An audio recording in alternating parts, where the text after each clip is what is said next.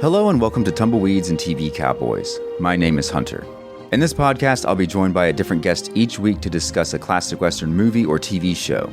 I've been a fan of classic Westerns for as long as I can remember, and in recent years, they've become very nostalgic for me.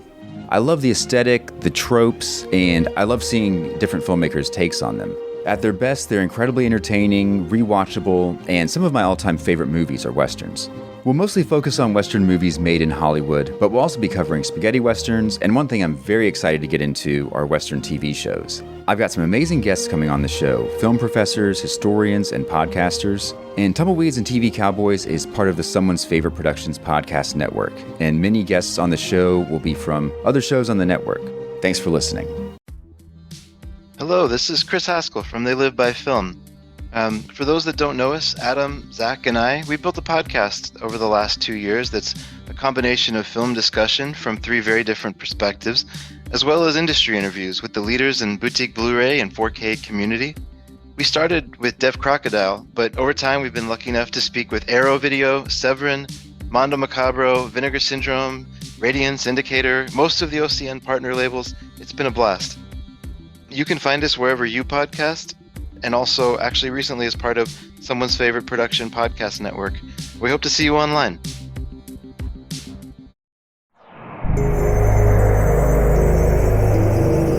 We're in Way Media.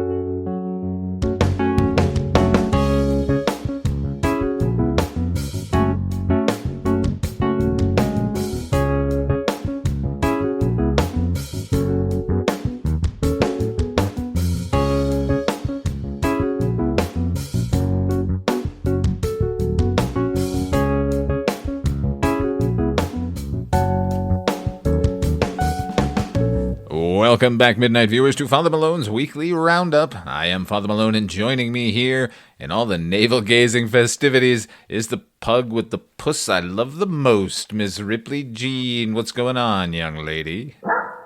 That's right, it's my birthday, and you all have to celebrate. I command you. I don't need a military parade.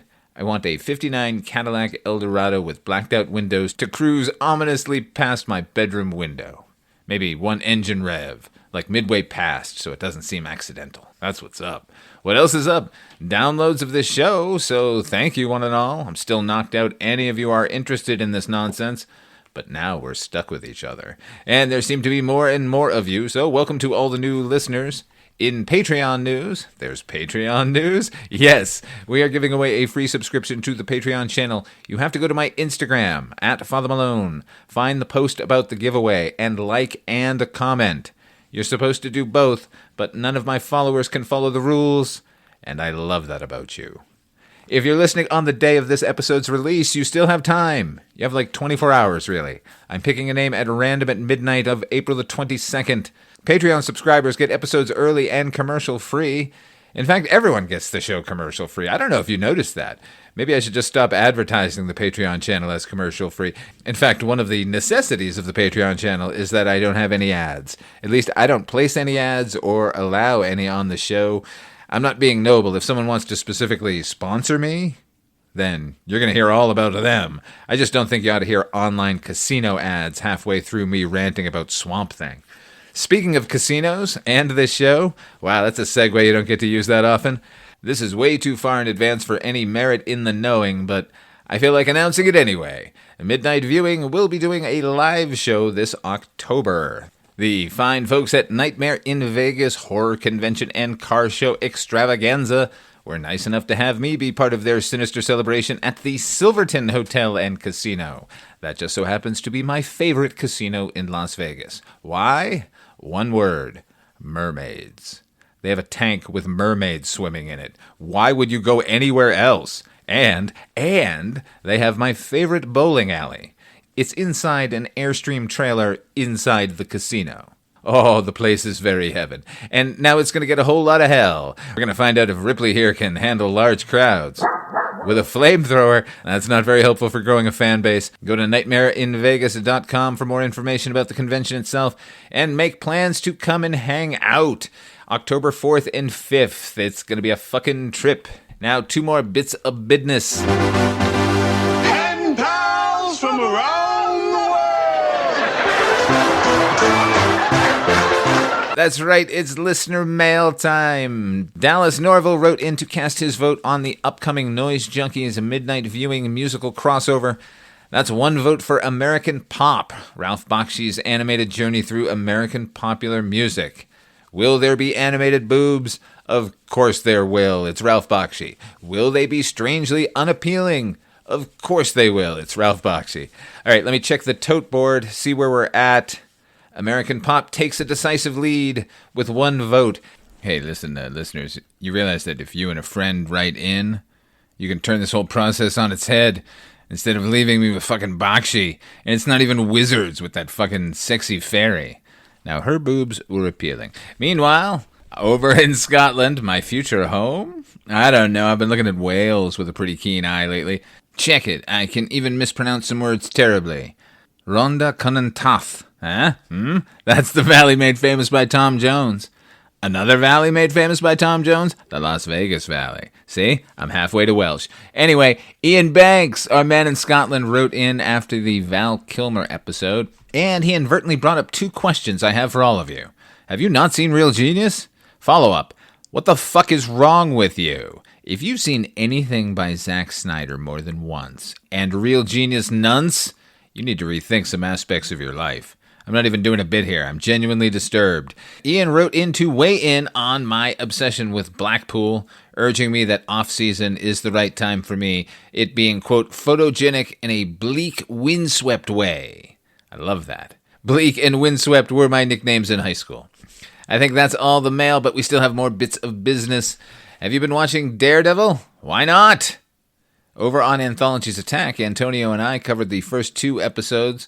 Well, all 9 of the first season are out, and you have to see it. Superhero fatigue? Grow the fuck up. Marvel has lost the plot? Grow up, you whiny pricks. This is Daredevil purely distilled. It works as a standalone. All of the falderall of the previous 3 seasons, the inessential bits, those have become even more so. And the important plot and character bits are on display here. And they do it in 9 episodes, as opposed to that shaggy, shambolic 12 or 13 unfocused bullshit we were getting before.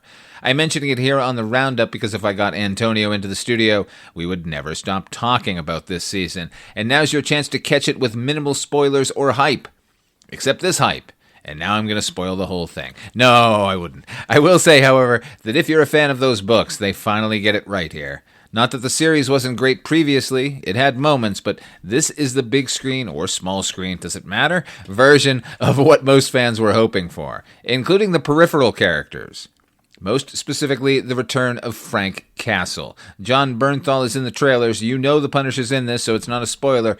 And for fuck's sake, I'm telling you, they get everything right this season, including the queasy morality of associating with Marvel's most hated hero. But it also gives us the absolute fucking necessity of him when the greater evil is Wilson Fisk. Good God. D'Onofrio mentioned in a recent interview that there still seems to be some sort of legal fiasco keeping Kingpin away from Spider-Man as Marvel and Sony continue to wrangle, but that's fine. If all we ever get is street-level Kingpin, this street-level Kingpin, then all is fucking well. Having said that, I do want to see Wilson Fisk punch Peter Parker so hard he's ejected from a tall building. Now, ordinarily, I like to cover the latest of the newest here on the Roundup. That's the whole reason for this show. And that was certainly going to be the case this week. I even schlepped out to the cinema and watched the film, but we're not going to be discussing Sinners here. It's too fucking excellent for some 10-minute mini-review where I go pinballing around every aspect of the film I enjoyed while striving mightily not to spoil anything. I'm going to do a full episode on Sinners. It's the best movie so far this year. Best horror movie in years. Might be the best action horror movie I've ever seen. That sounds like hyperbole, but that is the most outrageous claim ever made. That's a grammar joke. But not a joke. Sinners. But it is very, very funny. I'm bringing Sinners up because even though I'm not going to go in depth, I do want to encourage you and everyone you know to go see it in the theater. Sincerely. It's got an extra creep factor you're not going to get at home. Plus, let's support good movies. It's a Prohibition-set vampire movie, okay? Ryan Coogler directed it. Michael B. Jordan is twins. I'm going to shut up about it now. No, I won't. Remember in Back to the Future 2 when old Doc and young Doc are interacting near the clock tower and he hands himself a wrench? It's from behind a light pole, and even with that join, it's still super fucking awkward. In his introductory scene, Michael B. Jordan is leaning against a car beside Michael B. Jordan. One hands the other a cigarette, and then he leans in, and the other lights it for him, and the camera is moving, and then he hands him back the fucking cigarette. And if I didn't know Michael B. Jordan was a singular human being, I would have just assumed it was twins. That's what visual effects are for. They should be totally fucking amazing and seamless, so much so that you don't even know they're happening. They do it a lot in this movie. That's nothing. It's their introductory scene. Also, their characters are called the Smokestack Twins. Smoke and stack. Kind of like Bleak and Windswept. But way fucking cooler. Alright, that is enough. We're not going to be talking about it because we have to talk about The Fog. Why? Why are we talking about The Fog now? Well, I've teased it every couple of episodes since I started the Roundup. That's a pretty good reason. Here's a better one. If you are listening to this episode on the day it was released, it is April the 21st, or the 21st of April. Now, if you know me, you know I love a good campfire tale, particularly if it's a ghost story. Old Mr. Macon loves telling ghost stories down at the beach out by Spivey Point. Here's my favorite. 11:55. Almost midnight. Enough time for one more story.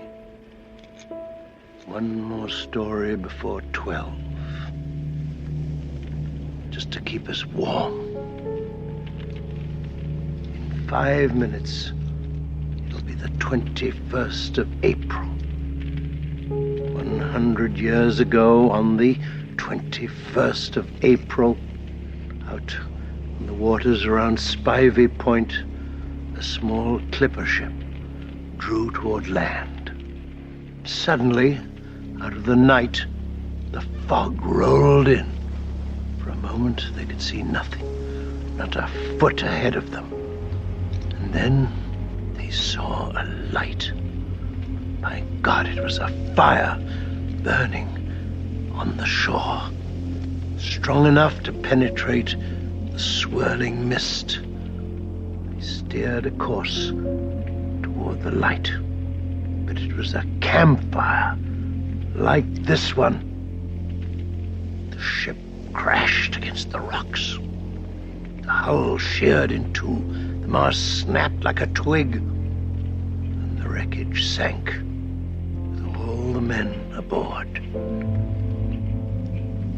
At the bottom of the sea lay the Elizabeth Dane with her crew, their lungs filled with salt water, their eyes open and staring into the darkness. And above, as suddenly as it had come, the fog lifted, receded back across the ocean, and never came again.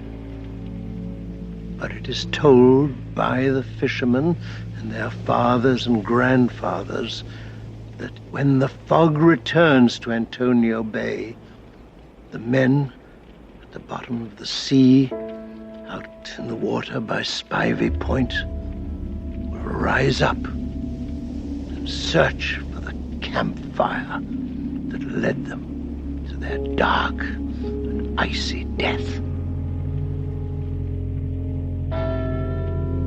12 o'clock, the 21st of April. That is theatrical legend John Houseman letting everyone know exactly how to captivate. Years ago, Tim Robbins made a film called Cradle Will Rock about Orson Welles putting on a banned theatrical production in the 1930s. Cary Elwes plays John Houseman in it, and he's fucking delightful. That is a really good movie overall. But back to Antonio Bay and The Fog, or more specifically, John Carpenter's The Fog. I feel like The Fog is the Carpenter flick everyone seems to forget. Not like they forget he made it, it's more like they forget it exists. if they've even seen it at all. Carpenter did have a fucking incredible run right out of the gate, talking Dark Star to Assault on Precinct 13 to Halloween. After The Fog, The Thing is clearly Carpenter's masterpiece, a perfect film, although I would argue the same about Escape from New York, his dystopian western. That is also perfect. And he'd still yet to do Christine, or They Live, or Big Trouble in Little China, so I get it. A quiet little ghost movie isn't as indelible as skinless horrors reminding us that cash is our real god, or as quotable as some of Jack Burton's weird DJ routine aboard the Pork Chop Express. Have you paid your dues, Jack? Yes, sir, the check is in the mail. Or even when he's out of the cab. Gee, sure is raining cats and dogs. Everybody relax, I'm here. So many quotes. One more. What? What'll come out no more? Okay, I'm done. No, wait, I got one more. Phone company. Okay, that's more of a visual gag. But remember when Jack and Wang Chi are sneaking into Lo Pan's and they announced it with the phone company? And in order to prove that they're legit, Jack is just like holding a phone. Like a phone he uncabled from a wall, and he's just toting it around. Oh, my God. Having said that, with all of those terrific pictures, and I love them all, my favorite is The Fog. After the success of Halloween, Carpenter signed a 2-picture deal with Avco Embassy. That's the company with the most 70s production logo of all time. It's been parodied and remade countless times, with good reason. It is fucking cool. The story was conceived by himself and co-writer and producer Deborah Hill during a trip to the UK promoting Assault on Precinct 13. Evidently, there was a mighty mist around Stonehenge when they went to visit, and it was just too damned mystical to not inspire. The other factor they wove in was historical fact. You heard it in Mr. Macon's tale of the founding of Antonio Bay. There were similar tales of a method employed by pirates on the California coast, Goleta, California more specifically, where a bonfire would be built further south than an actual lighthouse, and the ships guided there by the light would break up on the rocks and the pirates would descend and loot them. There were tales, but no actual evidence of it on the California coast. There is a famous case of the exact same method employed on the coast of Rhode Island, however, back in 1738. Mr. Macon, by the way, named for Welsh horror author Arthur Macon. Can't get away from Wales today. But other characters would include Tom Atkins as Nick Castle. Nick Castle is one of John Carpenter's USC buddies. He co-wrote Escape from New York with him. Then there's Charles Cyphers as local weatherman Dan O'Bannon. O'Bannon wrote and starred in Carpenter's first film, Dark Star, as well as writing Alien and directing Return of the Living Dead. Stevie Wayne's son is looked after by nanny Mrs. Kobritz. Richard Kobritz produced Carpenter's TV movie, Someone's Watching Me! There's an exclamation at the end of that. You all know Carpenter did TV movies in the 70s, right? Someone's Watching Me! Which starred future Carpenter bride and Fog star Adrienne Barbeau. And the fucking awesome TV movie Elvis, starring future Snake Plissken Kurt Russell. George Buck Flower appears here as Tommy Wallace. Tommy Wallace being one of Carpenter's oldest friends. He was Michael Myers in Halloween. Or The Shape. Is there anyone out there correcting people Frankenstein style about Halloween? You know, the little boy was named Michael Myers. The hulking monster is named The Shape. It says so in the credits. Darwin Jostin from Assault on Precinct 13 shows up here as medical examiner Dr. Phibes. I don't think I should have to explain that to you. And Hal Holbrook appears as Father Malone. Some will tell you his name is Father Patrick Malone. Those people are fucking wrong. We'll get back to that magnificently named character in a bit. All right, if I had to guess, I don't, because I've done the exhaustive, monomaniacal thing I do with everything I love and obsess about it and research it and turn it over and over and over in my mind. But if I had to guess, here's what happened. Carpenter took a 2-picture deal figuring, I've got a killer with Escape from New York. The second picture will come to me later. And then Avco said, New York is a prison, and the president's plane has crashed into it. John, you know we're a small company. What else you got? Well, The Fog. And then they were like, sold. And he was like, oh shit, I sold them a pitch for nothing. Thus, the hastily named characters, also the offhand way Carpenter has treated The Fog ever since. It was a modest hit, which might have been encouraging had he not just made the most successful independent film of all time with Halloween. Again, I wasn't there. I can't tell you who did what. But I'm going to go out on a limb and say after providing the location and the crime and the characters named after his buddies, Carpenter didn't have a whole lot to do with the actual writing of the rest of the movie. that would be Deborah Hill handling screenplay duties, and I fucking love this script. Small scale and ultimately character-driven.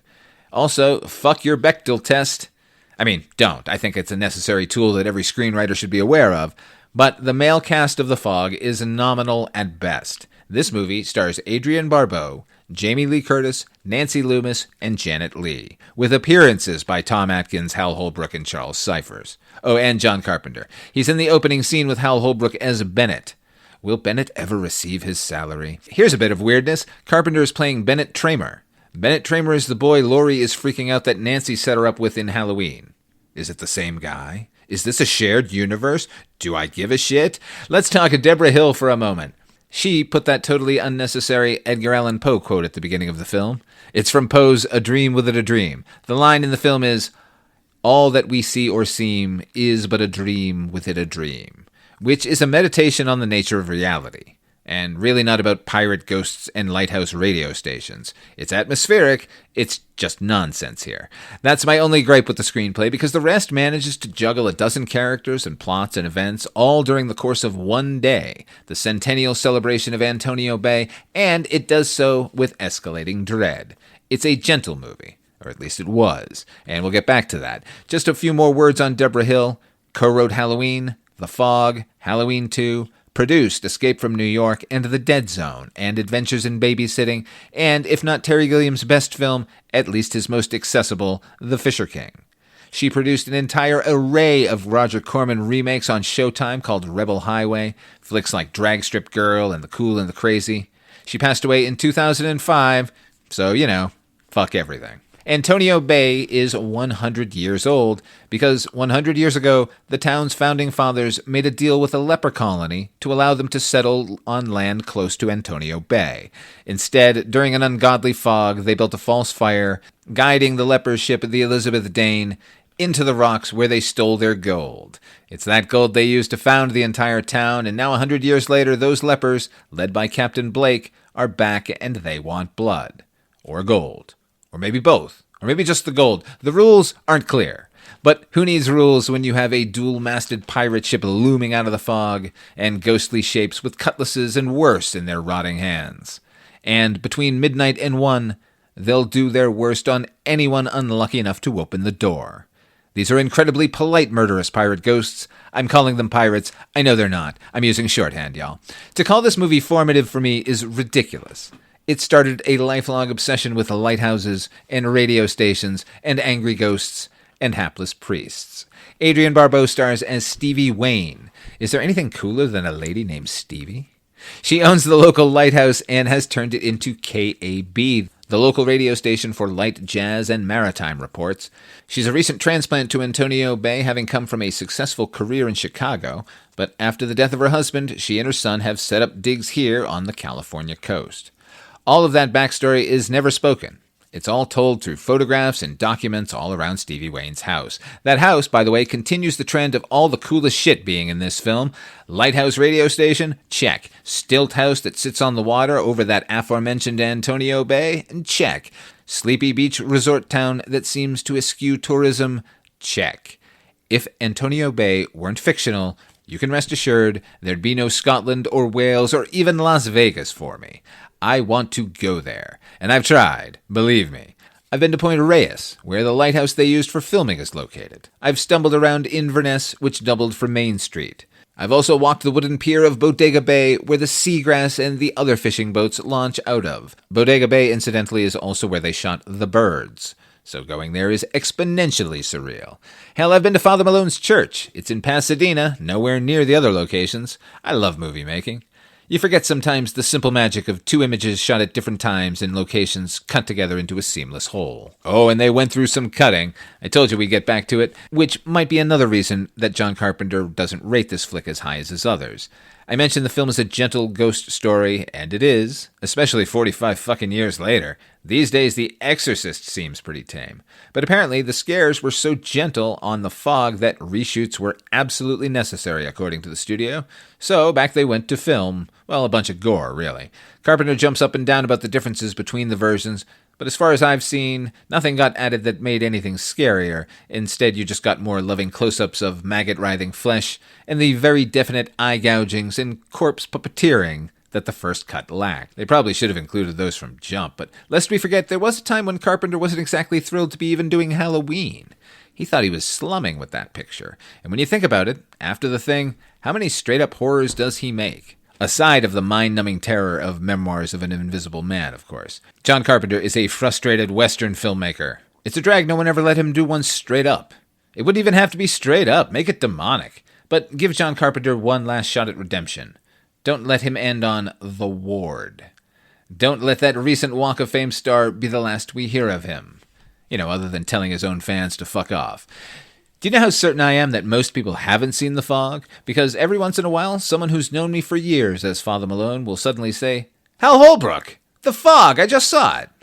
Which is invariably followed by, so why Father Malone?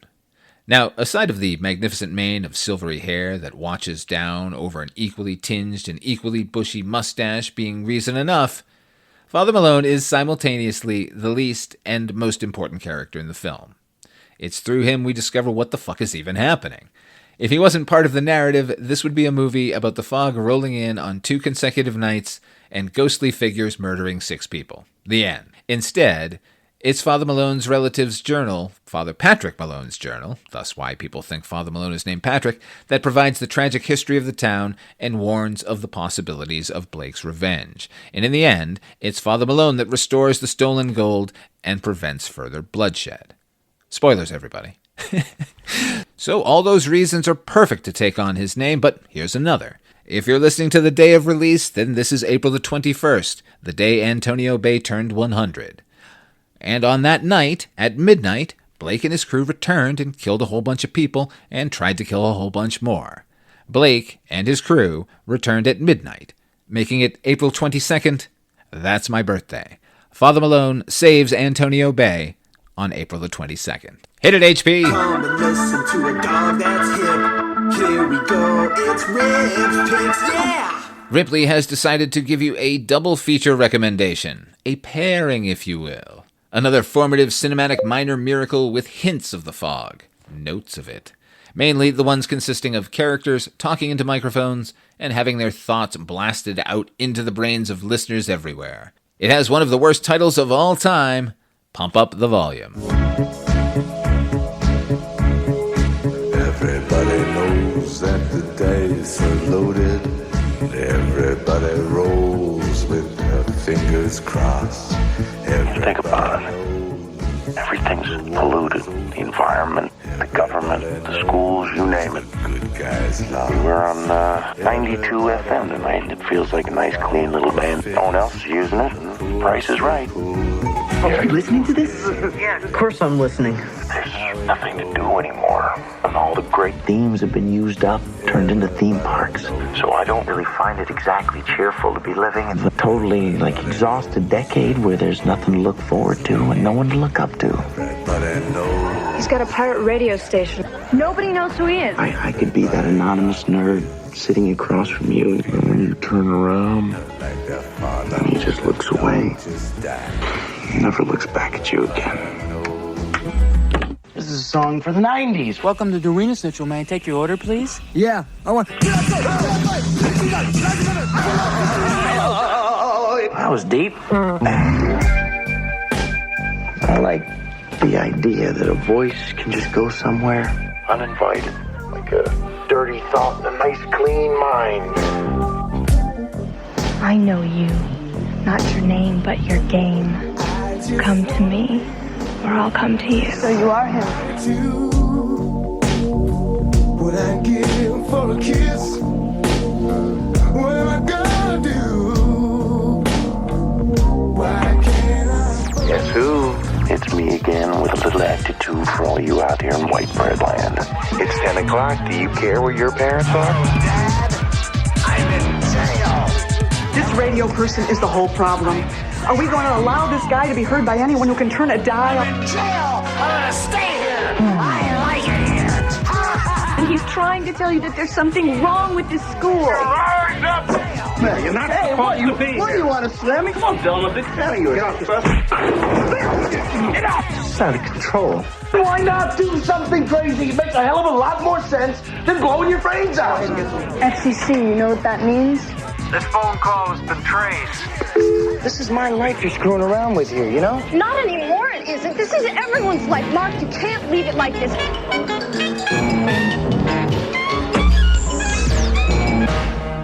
You out there? You listening? Boy, no one knew the internet was coming.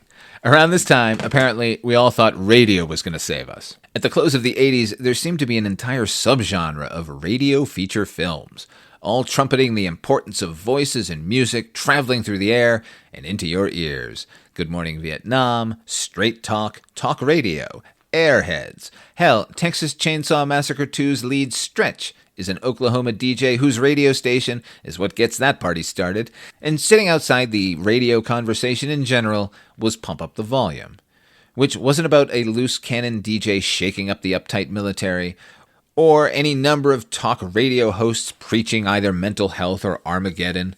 Pump Up the Volume's Mark Hunter uses radio as a lifeline. The film's plot will veer into exposure of corruption and the divide between boomer parents and Gen X kids eventually, but at its heart, it's way purer than any of those other films. Because while radio was, and I suppose now on the internet is, an important tool for justice and exposing the venal truths in this world, it mainly functioned in the day-to-day lives of day-to-day folk as a lifeline, keeping you connected to the greater world of culture, transporting you to other climates and points of view, musical and otherwise, and overall providing a connection to others that had the same weirdo tastes and views as you. It's nigh impossible to avoid those with similar interests these days, but remember, it wasn't all that long ago that if you found yourself obsessed with anything that wasn't syndicated on TV or screaming from the top 40, you felt pretty lonely about it. A good DJ could dispel that isolation, draw you in with sounds you'd never heard and thoughts you'd never thought, and not just them. You'd hear other listeners call in or write in, and suddenly you're a community. You get that in Pump Up the Volume, but it also gives us the DJ as just as desperate as anyone he's connecting to. I love that about this movie. Mark is basically using his ham radio to illegally take over stations that aren't in use. Like Stevie Wayne in The Fog, he's a recent transplant, though he's from New York and found himself in one of those prefabricated Southwest communities that never seem finished and have all the subtle and welcoming ambiance of an off-world colony. Mark is basically a total introvert anyway, but now that he's alone in this new environment, getting on the air is the only time he has to be himself. Boy, this is starting to strike way too close to home. Christian Slater is the star here, part of his rise to public consciousness with Heathers and Young Guns 2 and this, though really this is like his 14th movie. By the time he got to volume pumping, he'd already gleamed the cube. And if you listen to the Tales from the Dark Side segment of this show, you'll know he popped up on the first season of that show in A Case of the Stubborns, and he was like 12. If you've seen this movie, tell me if you think he's still doing a Jack Nicholson impression. I know he got accused of that a lot after Heathers, but I'm pretty sure it was a conscious choice in that film. I think he just kind of drawls when he talks. I don't know, you tell me. The other lead is Samantha Mathis.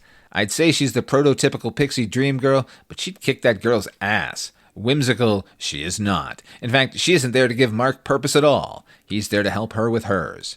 Namely, that fucking plot about the school corruption. It doesn't matter, because Ellen Greene is in this. Oh, Ellen Greene. Audrey from Little Shop of Horrors. Those pipes, that voice, such weird, sexy energy. And this is one of 2 radio movies she starred in. She's also on Talk Radio, playing Eric Bogosian's ex-wife. She's awesome there, she's awesome here. Watch her reaction to The Cock Ring. If you haven't seen the movie, I bet you're intrigued now. Tiny Seth Green is in this. Tiny Amit Zappa is in this. And as the villain, Miss Annie Ross. You don't know Annie, but you fucking should. She was part of the jazz trio Lambert, Hendricks, and Ross. Speaking of radio trouble, she had a song banned by the BBC in the 50s for the lyric, "Come upstairs and have some lovin'." Ooh, sultry. Actually, sultry is a very good description of her voice. She had her own jazz club in London during the swingin' 60s, and check it, she's Britt Eklund's voice in The Wicker Man. She's fucking great here. She's so evil. Oh, you just want to, Anyway, Annie Ross, huge fucking talent. Speaking of talent, I don't know who the music supervisor was for Pump Up the Volume. Yes, I do. It's Cliff Martinez. He provided a cross-section of then-current underground bangers, as well as some Leonard Cohen chosen by director Alan Moyle. It's funny because I can barely remember any of those hip alternative chart darling songs, but I know every one of the songs off of I'm Your Man thanks to this film introducing me to Leonard Cohen. That man preached a lonely kind of love. Actually, I met him one time in Caesar's Palace. I was running through the casino, and he was just sitting on a bench by himself. I startled to a stop and kind of freaked him out for a second, but then he got right up onto his feet, and he gently took my hand in his, and then I embarrassed myself with all the love I had for him. He was very nice, a doll. Anyway, soundtrack. Richard Hell is on this. Ice-T is on this. Bad Brains, Sonic Youth, an unreleased track from the Beastie Boys, Soundgarden, Was Not Was. Hey, wait a minute. I take that Leonard Cohen talk back. I remember most of these fucking songs. This is a great fucking soundtrack. Listen, the movie itself, if you haven't seen it, it's mainly an after-school special. But its heart is more than in the right place, and the performances are great, and the music, and the spirit, and it has one of the most deliriously romantic scenes I've ever seen, with characters laying themselves bare to one another. Quite literally. In fact, I'm going to leave you with the bit that takes place after that scene. Before that, fathermalone71@gmail.com or at Father Malone on the socials if you want to drop me a line and say happy birthday. I certainly would appreciate it. For the lovely Miss Ripley Jean, I'm Father Malone. Thank you for joining us. This Friday, we've got another couple of Tales from the Dark Sides. Those are Milkman Cometh and My Ghostwriter the Vampire. Over on the rest of the channel, HP from Night Mr. Walters and I are engaged in Fusco Fest. We're going through the filmography of screenwriter John Fusco. We've already got episodes up about Crossroads and Young Guns 2. You can get those right now. Next Friday, not this Friday, but the next Friday, we'll be taking a look at Thunderheart. That's with Val Kilmer, and I fucking love that movie. Way to bury the lead. Check all of that out. We'll see you here again next week. Take it away, Happy Harry Hardon. Whoa, time flies when you're on the run. I'm gonna cut out now with this unusual song I'm dedicating to, an unusual person who makes me feel kind of unusual. So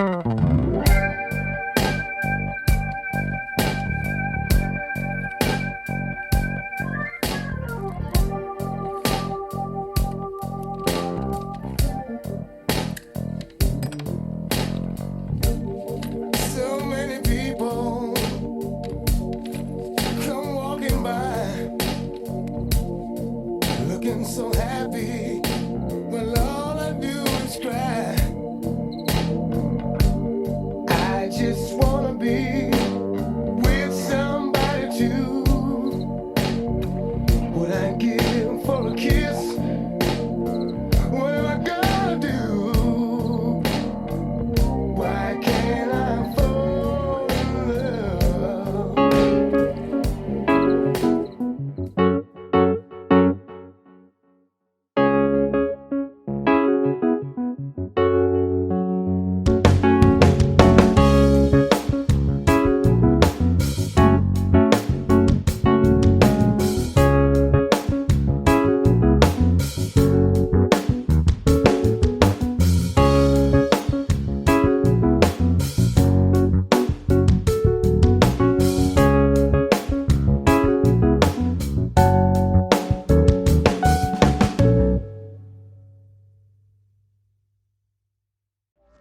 Hey, this is Jason Kleberg from the Force 5 podcast, a show that forces a guest to come up with a movie-themed top 5 list topic, and then we reveal our picks on air. Top 5 heist films, top 5 tearjerkers, top 5 movie dogs. Every show you'll be asking yourself, what would be on my list? Guests include directors, screenwriters, actors, podcasters, musicians, authors, and even a professional wrestler.